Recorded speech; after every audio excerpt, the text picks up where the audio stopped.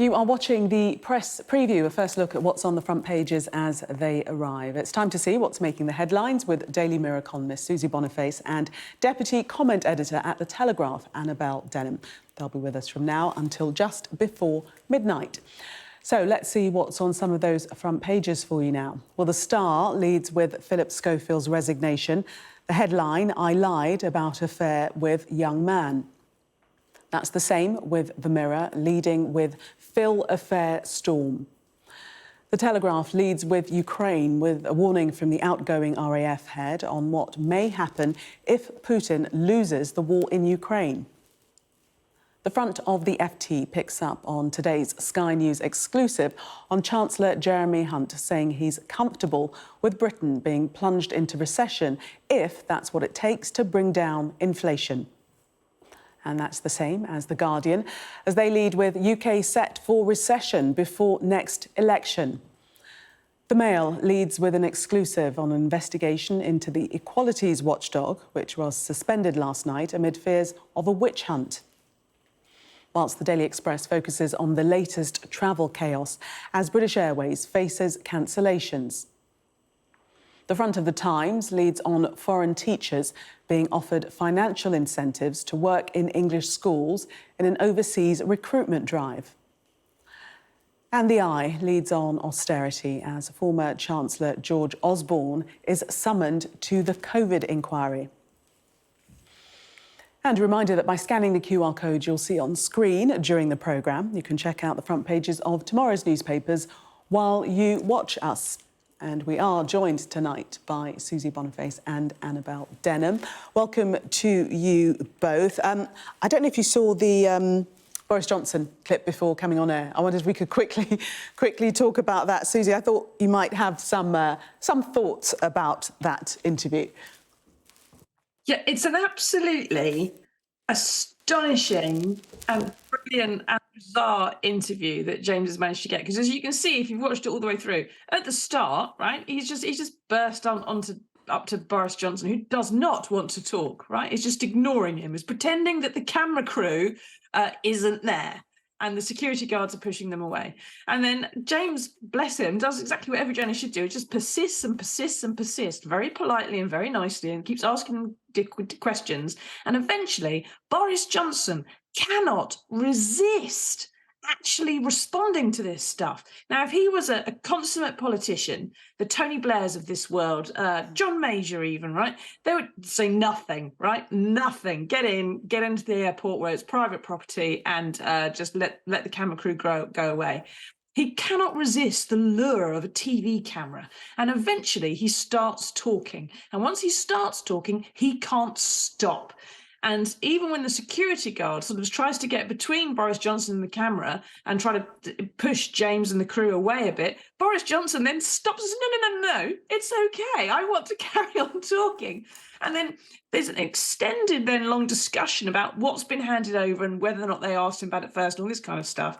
And I suspect we've seen this before. We've seen this before when he was asked over and over and over again about those first lockdown parties, all the denials, all the things that weren't quite right. The many times that he spoke about it were the way in which he eventually sort of hanged himself and ended up having to admit criminal liability by accepting a fine for them.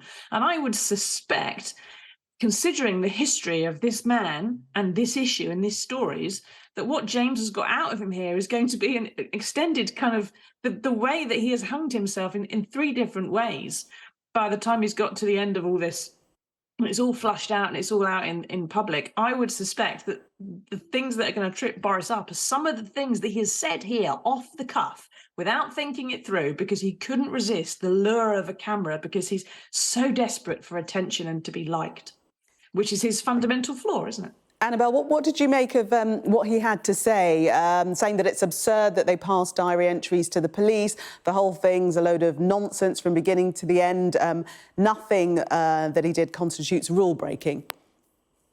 Sure, and people around him have also said that this is a witch hunt. It's like Churchill said, you're a master of your unspoken word and a slave to the ones that you've said. And, you know, Boris Johnson, never seems to take that advice to heart. Like Susie said, these are words that could well come back to haunt him. He must wonder if it's 2 years ago, he's in number 10 again, and all of the Partygate rumours are starting to swirl around him. The difference, of course, this time is that he's no longer our Prime Minister, that it's been made quite clear he won't be doing a chicken run at the next general election and is therefore very likely to lose his seat, and is probably left wondering whether he's just facing time in the abyss once his political career is over. Now, whether or not he relishes that or whether he doesn't want it at all remains to be seen. We'll see if he remains in the public sphere after the next general election, but certainly a very awkward interview for him. Yes, that was one question that he didn't answer, whether his political career was over. Let's move on to the newspapers and what we've got in front of us this evening. We'll start with The Mirror, Susie, and their headline, Phil Affair Storm. Your thoughts?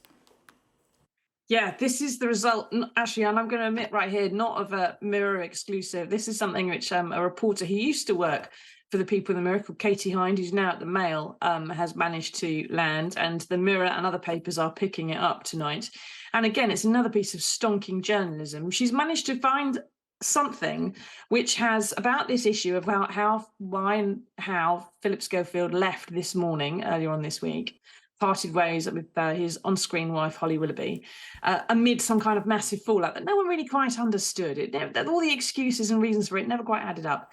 And now we've got a statement from Philip Schofield in which he admits having an affair while he was married with someone who worked on the programme with him, and who we're not going to identify, and that he admits that he's lied to his agent, to his family, to his colleagues. He lied to the people at ITV about it, and he's resigned all his posts there. He's not going to be presenting the Soap Awards next week, and even his agents have dumped him.